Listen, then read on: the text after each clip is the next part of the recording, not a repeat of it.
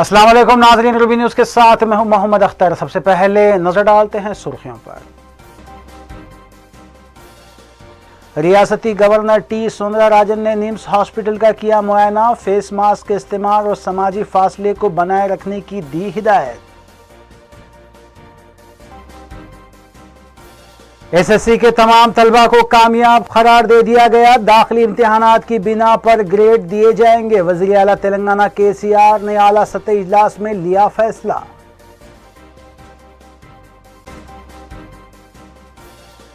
عبادت گاہوں میں جانے سے قبل تمام احتیاطی اقدامات کو اپنایا جائے۔ صدر مجلس بیرسٹر اسدالدین اویسی نے عبادت گاہوں کے ذمہ داران میں ٹچ فری ڈسپنسرز کی تقسیم عمل میں لائی۔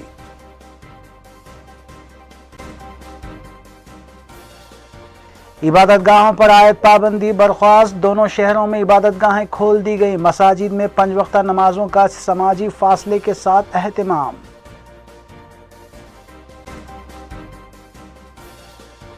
چھاونی ڈویژن میں بلدی مسئلے کی بروقت یکسوئی کی گئی۔ مجلسی رکن اسمبلی حلقہ یاقوت پورہ سید احمد پشا قادری کی کامیاب مساعی۔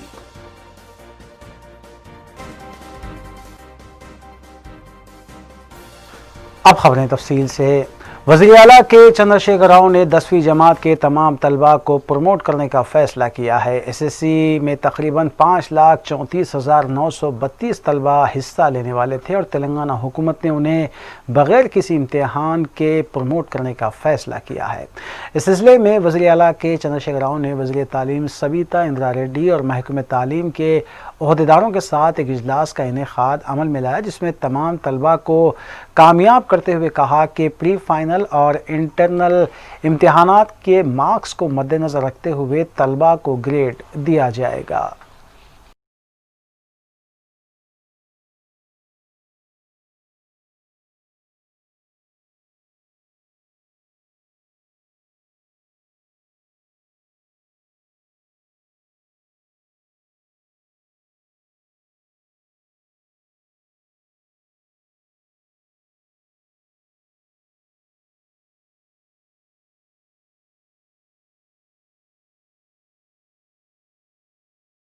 ریاستی governor doctor T Soundara Rajan نے نیمز دواخانے کا دورہ کرتے ہوئے وہاں کیے جانے والے انتظامات کا جائزہ لینے کے بعد عوام سے اپیل کی کہ وہ کورونا وائرس سے محفوظ رہنے کے لیے ماسک کا استعمال کریں اور سماجی فاصلے کو برقرار رکھیں، جبکہ غیر ضروری گھر سے باہر نکلنے سے بھی گریز کریں۔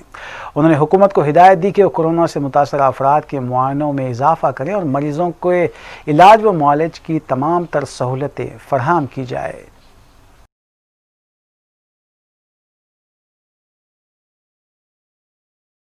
صدر کل ہند مجلس اتحاد المسلمین رکن پارلیمان حیدرآباد بیرسٹر اسدالدین اویسی نے پارٹی ہیڈ کوارٹر دارالسلام میں دونوں شہروں میں واقع مساجد، منادر اور گردوارہ کمیٹیوں کے ذمہ داران میں ٹچ فری سینیٹائزرز کے ڈسپنسرز اور اسٹینڈز کی تقسیم عمل میں لائی۔ اس موقع پر صدر مجلس بیرسٹر اسدالدین اویسی نے میڈیا سے بات کرتے ہوئے بتایا کہ عبادت گاہوں میں جانے سے پہلے اپنے آپ کو سینیٹائز کریں اور عبادت گاہوں میں پانی کا استعمال نہ کیا جائے۔ انہوں نے عوام سے اپیل کی کہ کورونا وبا سے بچنے کے لیے تمام تر احتیاطی اقدامات کیے جائیں۔ اس موقع پر مجلسی اراکین اسمبلی بھی موجود تھے۔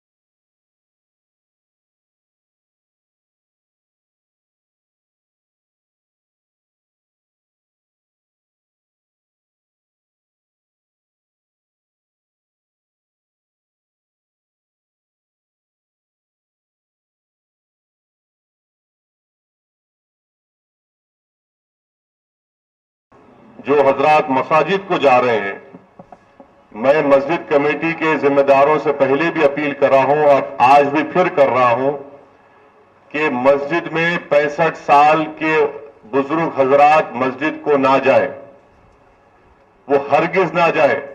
اگر ہمارے بزرگ یہ سمجھتے ہیں کہ نہیں مجھے جانا ہے تو آپ حماقت کر رہے ہیں۔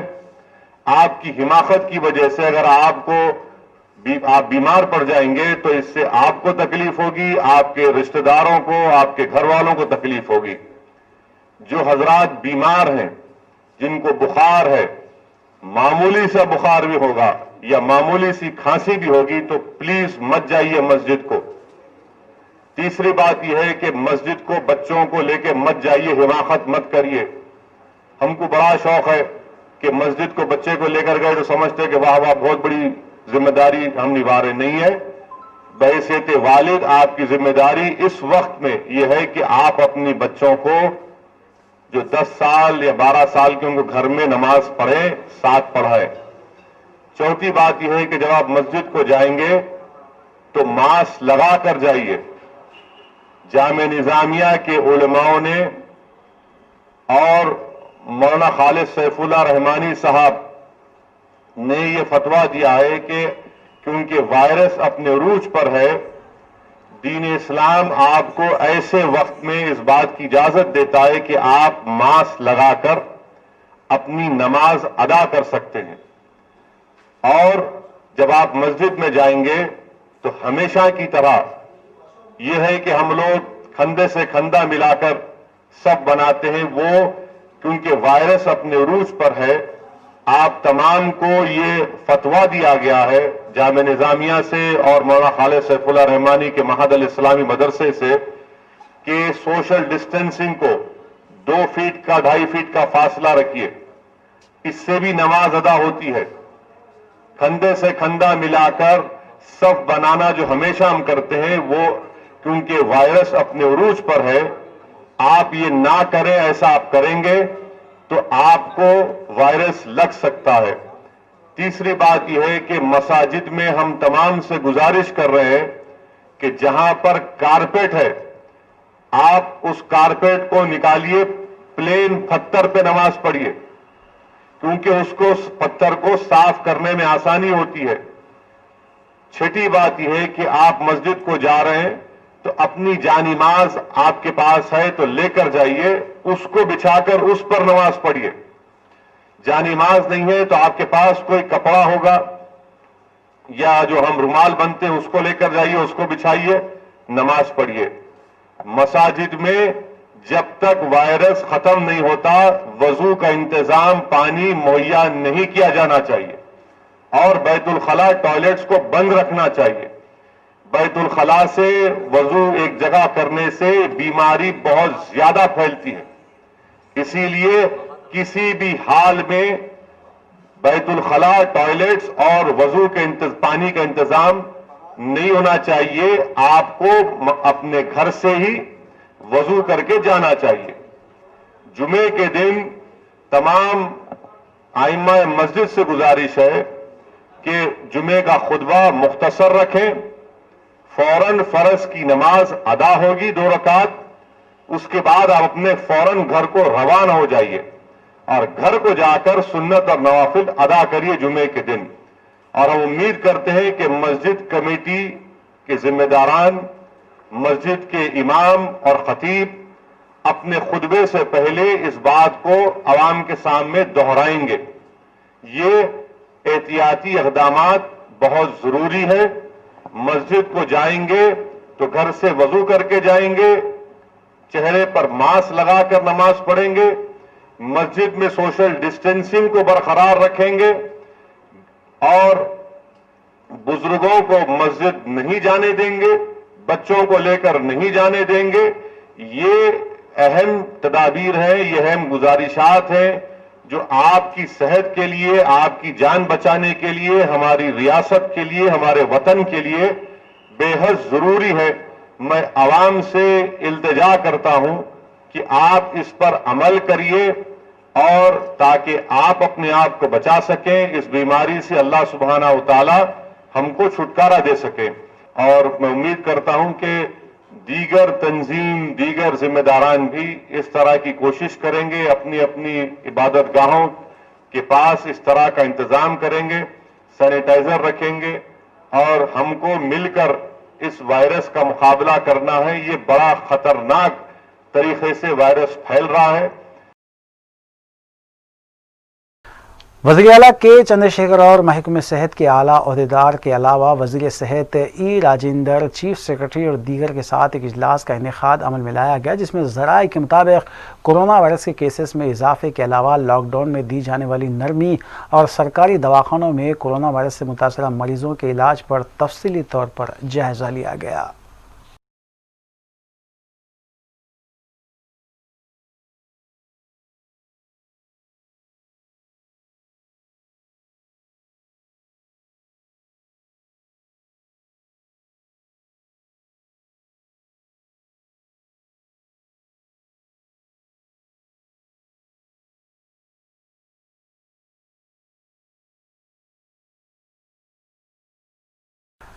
ان لاک 1 مدت کے دوران حکومت کی جانب سے 8 جون سے عبادت گاہوں، شاپنگ مالز اور ہوٹلز و ریسٹورنٹس پر عائد کی گئی پابندیوں کو غیر کنٹینمنٹ زونز میں برخاست کیے جانے کے بعد دونوں شہر میں کئی عبادت گاہیں کھول دی گئیں۔ پرانے شہر میں تقریباً مساجد کھولی گئی اور نماز پنجگانہ سماجی فاصلے کے ساتھ ادا کی گئی۔ صحت عامہ کے مفاد کے سلسلے میں بارہا یہ اپیل کی گئی ہے کہ 60 سال سے زائد عمر کے حضرات اور 10 سال سے کم عمر والے بچوں کو عبادت گاہوں اور خاص کر مساجد کو جانے نہ دیا جائے، چونکہ وبا کے زیر اثر آنے کا زیادہ خطرہ لگا رہتا ہے۔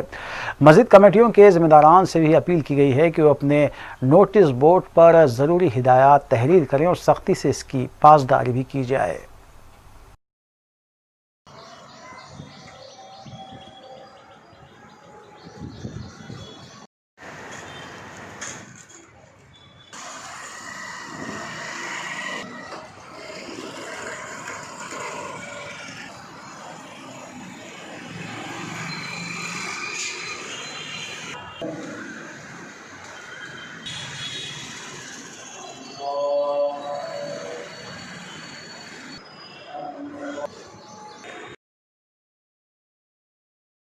صدر مجلس بیرسٹر اسدالدین اویسی نے برقی بلوں کے اضافے پر کہا کہ اس سلسلے میں انہوں نے بات کی ہے اور جو بل زیادہ آیا ہے اس کی تنقیح اور دوبارہ جانچ پر توجہ دلائی گئی ہے۔ انہوں نے عوام سے ایک بار پھر اپیل کی ہے کہ اپنی صحت کا خیال رکھیں اور مودی حکومت پر بھروسہ نہ کریں۔ واضح ہے کہ برقی بلوں میں اضافی رقم آنے پر عوام میں بے چینی پائی جاتی ہے اور اس سلسلے میں حکومت پر شدید تنقیدیں کی جا رہی ہیں۔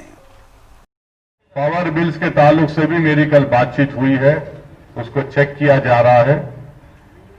الیکٹریسٹی ڈپارٹمنٹ یہ بول رہی ہے کہ 3 مہینے کا بل ایک ساتھ بھیجا دیں اور اس میں غلطی نہیں ہے۔ ہم یہ بول رہے ہیں کہ آپ کو چیک کرنا چاہیے اتنا زیادہ بل کیسے آیا ہے، وہ دیکھ رہے ہیں، دیکھ کے اس کا 3-4 سولوشن نکلے گا۔ مگر پھر سے آپ سے گزارش ہے کہ اپنے آپ کو بچائیے وائرس سے، حکومت اور مودی جی کے بھروسے پہ مت رہیے آپ۔ صدر مجلس بیرسٹر اسدالدین اویسی نے ریاستی وزیر کے ٹی آر کو کامیاب وزیر قرار دیا۔ این جی ٹی کے معاملے میں بیرسٹر اویسی نے کہا کہ وہ پوری طرح سے کے ٹی آر کے ساتھ ہیں اور کے ٹی آر نے اس بارے میں جو وضاحت کی ہے اس پر یقین کرنا چاہیے۔ میڈیا کی نمائندوں کی جانب سے پوچھے گئے تمام سوالات کے بیرسٹر اویسی نے تشفی بخش جوابات دیے۔ میں ٹویٹ بھی کیا، میں کے ٹی آر کے ساتھ کھڑا ہوں اور میری نیک تمنائیں ان کے ساتھ ہیں، اور تلنگانہ اسٹیٹ کے بننے کے بعد میری رائے میں وہ ایک کامیاب منسٹر اب تک رہے ہیں یقیناً، اور بھی ان کو کرنا چاہیے میونسپل ایڈمنسٹریشن میں، خاص طور سے ہمارے حیدرآباد میں ذرا وہ میٹرو کا کام ہے، مگر اگر آپ دیکھا جائیں گے تو کامیاب منسٹر۔ یہ جو این جی ٹی کی بات ہے، میرے کو میں تو نہیں دیکھا مگر میں کے ٹی آر کے ساتھ ہوں، اور میرا ماننا ہے کہ جب وہ اپنا کلیریفیکیشن دے چکے ہیں کہ اس چیز سے ان کا کوئی تعلق نہیں ہے، تو پھر اس کو بلیو کرنا چاہیے، اور میڈیا کو بھی چاہیے کہ وہ بتائے، ڈاکومنٹس بتائے کہ ان کا کنیکشن دکھاؤ، آپ کوئی بھی جائیں گے آپ ڈال دیں گے وہ تو ایسا کیسا ہوگا، تو غلط بات ہے۔ ریاستی وزیر برائے پنچایت راج و دیہی ترقیات ای دیا کرو نے ضلع جگتیال کے مختلف منڈلوں کا تفصیلی دورہ کیا۔ ریاستی وزیر کا مذکورہ دورہ 8 روزہ خصوصی صفائی پروگرام کا معائنہ کرنے کی غرض سے کیا گیا تھا۔ اس دورے کے دوران انہوں نے عہدیداروں سے ملاقات کی اور تفصیلات بھی حاصل کی۔ 5-6 కోట్లు ఇచ్చాను సిమెంట్ రోడ్లకు. అవి ఇమ్మీడియట్ పనులు చేయించుకోండి. నేను కలెక్టర్ గారికి ఈ గారికి ఇక్కడే ఆదేశాలు ఇస్తున్నా. మళ్ళీ ఈ సంవత్సరం కూడా నువ్వు అడిగినన్ని నిధులు ఇస్తాను, ఏ ఇబ్బంది లేదు. ఎందుకంటే గతంలో జగిత్యాల కాన్స్టిట్యున్సీ కూడా ఊకదంపుడు ఉపన్యాసాలే ఉండే కానీ పని కింద ఏముండకపోయేది. మంచి మనిషి వచ్చాడు, మేము పూర్తి సపోర్ట్ ఉంటాం. నేను ఇక్కడ సిబ్బంది కానీ నేను కార్యకర్తలందరికీ కూడా నేను హామీ ఇస్తున్నా. మనం شہر کی تاریخی مکہ مسجد کو پیر کے روز محلول ادویہ کا چھڑکاؤ کرتے ہوئے سینیٹائز کیا گیا۔ مجلسی رکن اسمبلی حلقے چار مینار ممتاز احمد خان کی خصوصی دلچسپی سے مذکورہ کام کیا گیا، جس میں ڈاکٹر سوئچ سینیٹائزرز کی ٹیم نے حصہ لیا۔ اس سلسلے میں بعد ازاں سپرنٹینڈنٹ انتظامی کمیٹی مکہ مسجد نے تفصیلات بھی بتائیں۔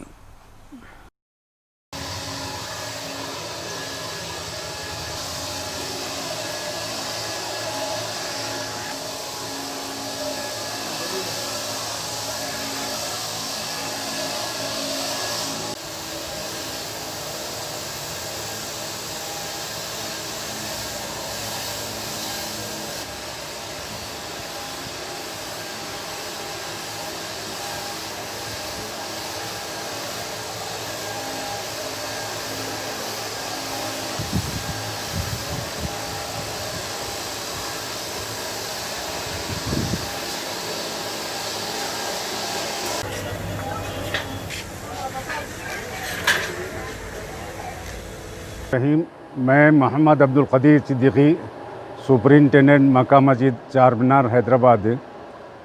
آج ہماری مسجد میں الحمدللہ مکہ مسجد چار مینار میں سینیٹائزیشن کا ورک ہو رہا ہے، اور اس خصوص میں ہمارے محترم آنریبل MLA چار مینار کانسٹیٹوئنسی جناب ممتاز احمد خان صاحب کی دلچسپی سے یہ سوچھ ڈاکٹرز کی طرف سے یہ جو ہے ڈاکٹر سوچھ کے طرف سے یہ جو ہے پروگرام عمل میں لایا جا رہا ہے۔ اس کا مقصد یہ ہے کہ جو کرونا وائرس کی وبا جو اسپریڈ ہو گئی ہے اس کو کنٹین کرنے کے لیے جو ہے پورے اقدامات کیے جا رہے ہیں حکومت کے طرف سے، اور جو ہے پبلک کے طرف سے، آرگنائزیشن کے طرف سے، کنٹریکٹرز کے طرف سے، اور ہمارے MP صاحب آنریبل MP حیدرآباد کانسٹیٹوئنسی آج ہمارے لیے 4 بڑے جو ہے سینیٹائزیشن آٹومیٹک سینیٹائزیشن کو ہمارے لیے دیے ہیں۔ الحمدللہ ہم تمام مصلیوں کے طرف سے، مسجد کے امپلائیز کے طرف سے ہمارے ہردل عزیز ہیں MP صاحب کے شکر گزار ہیں، اور دعا کرتے ہیں کہ اللہ تعالیٰ ان کی عمر دراز فرما، ہر بلاؤں سے آفتوں سے محفوظ فرما، اللہ رحم فرما ان کے اوپر، اللہ کرم کر دے۔ بہت بڑی دلچسپی سے ملت کا کام کر رہے ہیں، اللہ ان کو اجر عظیم عطا فرما۔ ہمارے MLA صاحب جو ہے باضابطہ اپنی خصوصی دلچسپی سے، پرسنل طریقے سے بہت زیادہ ہماری مسجد کا سب کا خیال کرتے ہیں، ہمارے ملازمین کا خیال کرتے ہیں۔ اللہ ان سب تمام حضرات کو جزائے خیر دے۔ کل ہند مجلس اتحاد المسلمین کے رکن اسمبلی حلقہ یاقوت پورہ سید احمد پاشا قادری نے چھاونی ڈویژن کے علاقے مسجد نرخی کے قریب ڈرینیج پانی کے بہنے کے مسئلے کا سخت نوٹ لیتے ہوئے بلدی عہدیداروں اور عملے کو مقام واقع پر طلب کیا اور فوری اس مسئلے کی یکسوئی کی گئی۔ اس موقع پر مجلسی ڈویژن کارپوریٹر محمد مرتضی علی، ابتدائی صدور اور معتمدین کے علاوہ سرگرم مجلسی کارکنان اور بلدی عہدیداران بھی موجود تھے۔ کمشنر کو بلاتے ہیں، 2-3 کو سسپینڈ کرا کے کام کراتے ہیں۔ آپ لگنا لیبر کام شروع ہونا ہے، کون سے بھی گتےدار کو پکڑ کے لا کے کرا کام۔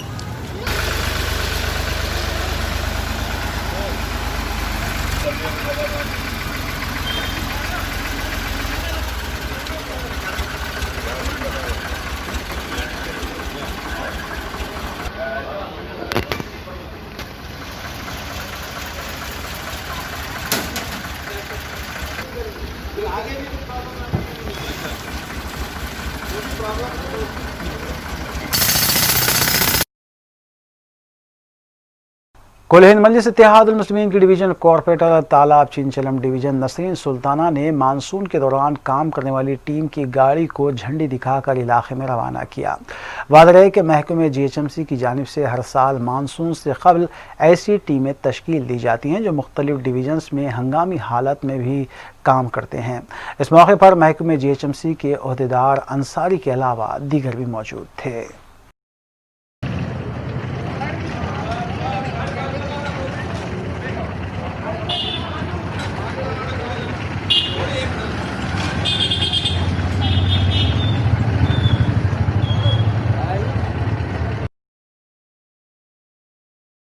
ग्रेटर हैदराबाद में दिन ब दिन कोरोना वायरस में इजाफा हो रहा है, जिससे खुद GHMC का अमला भी मुतासिर हुआ है। GHMC ऑफिस वाक़े लोअर टेंगबर्न की चौथी मंजिल पर बरसर खिदमत एक मुलाजिम कोरोना से मुतासिर हुआ, जिसके फौरी बाद कमिश्नर GHMC लोकेश कुमार ने चौथी मंजिल को सैनिटाइज करने की हिदायत दी। इसके अलावा GHMC ऑफिस के मुत्तसिल BRK भवन में भी एक अटेंडर जो 5 रोज़ से दफ्तर नहीं आ रहा था, वो भी कोरोना से मुतासिर बताया गया, जिसका मुआयना करने के बाद वो पॉजिटिव पाया गया।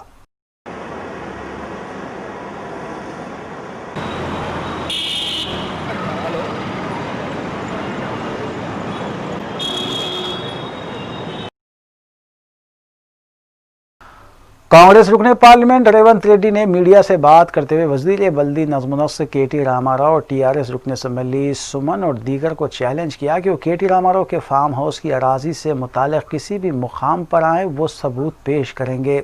रेवंत रेड्डी ने बताया कि हिमायत सागर के करीब अराजी सर्वे नंबर 301 ता 313 KT रामाराव की अहलिया के नाम पर है, जिसका KT रामाराव ने खुद 2018 के आम इंतखाबात में अपने असासजात की तफसीलात में जिक्र भी किया।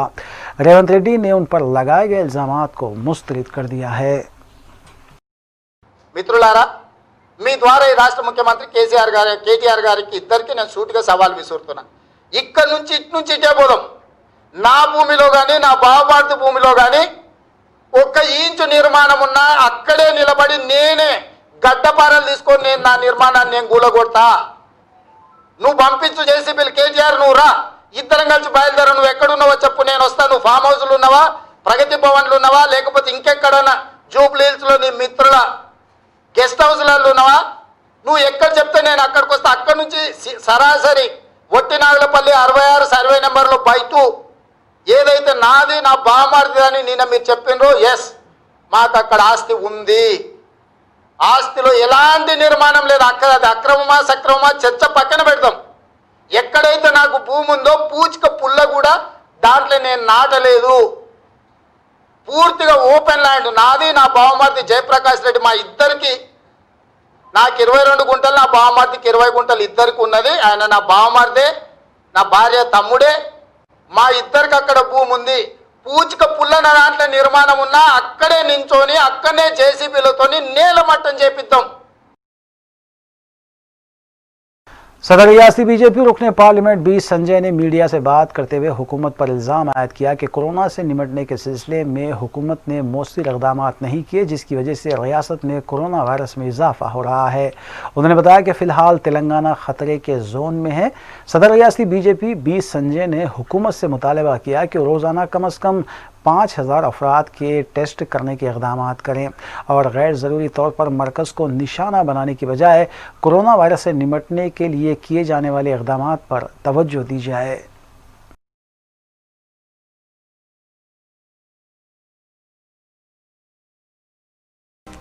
वक्फे के बाद दोबारा आपका खैर मक़दम है। वज़ीर बरखी जगदीश रेड्डी ने मीडिया से बात करते हुए बताया कि कोरोना बीमारी के बाद होने वाले लॉकडाउन के दौरान बरखी मुलाजमीन ने शब व रोज़ अपनी जान जोखम में डालते हुए मुसलसिल बरखी की सरबराही को मुमकिन बनाया और मौसम गर्मा में किसी भी मुकाम पर बरखी मुनक़ता होने के चंद मिनट बाद ही बरखी बहाल की गई, क्योंकि मौसम गर्मा में बग़ैर बरखी के रहना नहायत ही दुश्वार था। वज़ीर बरखी जगदीश रेड्डी ने बरखी बिलों में इजाफे के इल्ज़ाम को मुस्तरद कर दिया। పూర్తి స్థాయి సేవలు అందించి ప్రజలందరి మన్ననలు చూరగొన్న విషయం మనందరికీ కూడా తెలుసు. అయితే దురదృష్టవశాత్తు ఈ బిల్లులు రీడింగ్ వెళ్ళే అవకాశం, రీడింగ్ తీసుకురావడానికి మా సిబ్బంది ఇళ్ళకి వెళ్ళే అవకాశం లేకుండా పోయింది.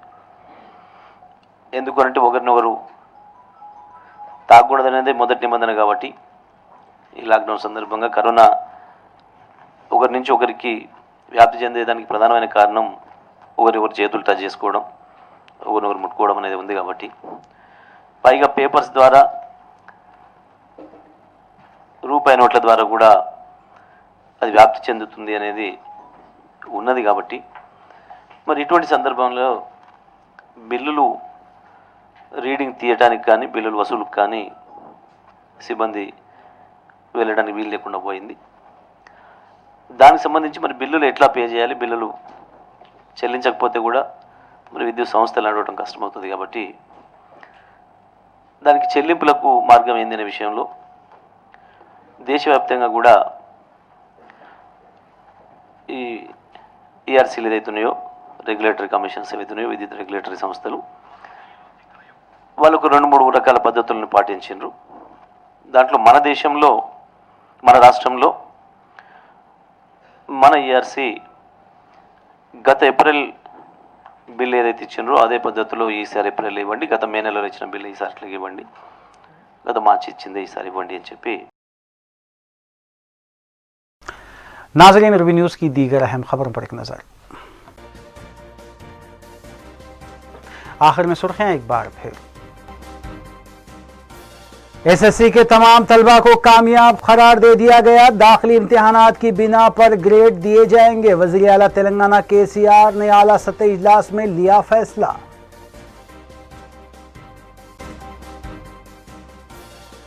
इबादतगाहों में जाने से कबल तमाम एहतियाती इक़दामात को अपनाया जाए। सदर मजलिस बैरिस्टर असदुद्दीन ओवैसी ने इबादतगाहों के जिम्मेदारान में टच फ्री डिस्पेंसर्स की तकसीम अमल में लाई।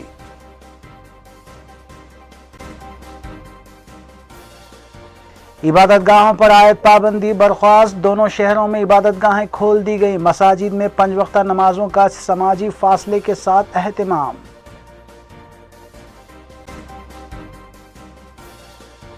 छावनी डिवीजन में बल्दी मसले की बर वक्त यकसोई की गई। मजलिसी रुकन असम्बली हल्के याखुदपुरा सैयद अहमद पशा खादरी की कामयाब मसाई।